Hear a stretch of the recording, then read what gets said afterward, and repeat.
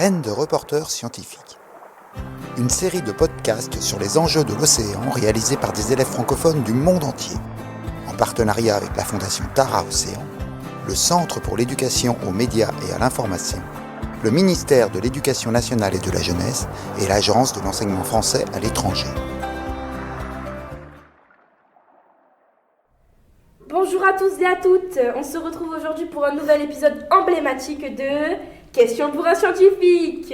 Alors aujourd'hui mesdames et messieurs, le thème sera nul autre que l'élévation du niveau des eaux en Arctique. Avant de commencer, je voudrais un tonnerre d'applaudissements pour notre invité du jour, Louis.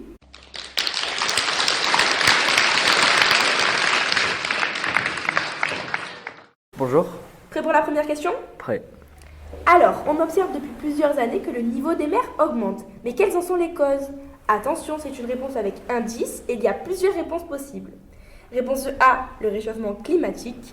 Réponse B, la dilatation thermique. Réponse C, la fonte des glaces. Ou réponse D, les banquises et les icebergs. Je crois que je n'ai pas la réponse. J'utilise directement mon joker et j'appelle un scientifique pour me venir en aide. Bien, voici un scientifique du laboratoire Bio qui va pouvoir vous aider. Appelons-le.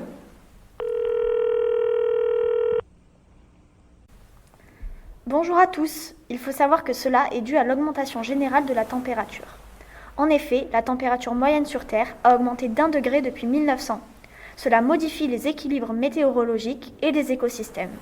De plus, l'expansion à pression constante du volume d'un corps, causée par le réchauffement et l'agitation thermique des particules, fait que l'eau se dilate. Pour finir, l'accélération rapide de la fonte des glaces qui cause la diminution de la surface de glace et les activités humaines avec les gaz à effet de serre qui augmentent sur Terre sont d'autres causes. Merci. Je pense donc que les réponses sont la A avec le réchauffement climatique, la B avec la dilatation thermique et la C avec la fonte des glaces. C'est exact. Cependant, attention, il ne vous reste plus de joker. Il faudra donc finir seul. On passe maintenant à la deuxième question. Les scientifiques remarquent une diminution de l'albédo avec ces activités humaines qui influent sur le climat. Mais qu'est-ce que l'albédo ? Réponse A, l'albédo est une valeur physique pour connaître la quantité de lumière solaire incidente réfléchie par une surface. B, le taux d'augmentation du niveau de la mer. Ou C, un terme utilisé pour définir la vitesse à laquelle la glace fond. Je pense que la bonne réponse est la B. Mauvaise réponse, Louis. La bonne réponse était la A. Monsieur le scientifique, nous avons besoin de vous. L'albédo est un indicateur compris entre 0 et 1 qui peut aussi être calculé en pourcentage. On note que l'albédo moyen sur Terre est de 30%. Bon, rien n'est perdu. Passons à une prochaine question. Cette diminution de l'albédo a une conséquence directe sur la fonte des glaces, sur un pôle. Lequel ? Réponse A, le pôle Nord. B, le pôle Sud. C, le pôle Sud et le pôle Nord. Je crois avoir la bonne réponse, c'est la C. C'est exact. Nous avons l'honneur d'avoir en notre compagnie un autre scientifique qui va pouvoir nous éclairer sur le sujet. Bonjour à tous. Il faut savoir que la région de l'Arctique se réchauffe 2 fois plus vite que le reste de la planète.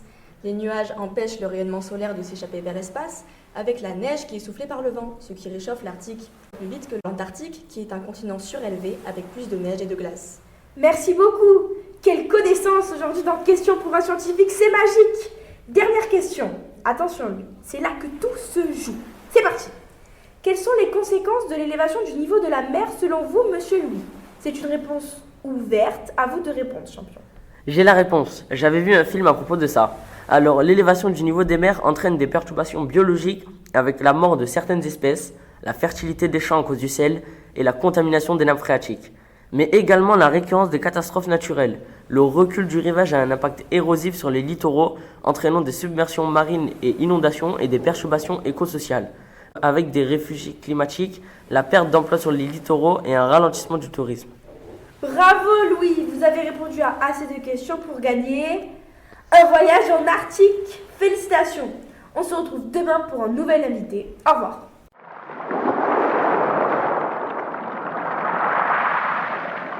C'était Graines de reporters scientifiques, une enquête sur les enjeux de l'océan. Retrouvez tous les podcasts audio et vidéo sur la plateforme lesdessous de l'océan.fondationtaraocéan.org.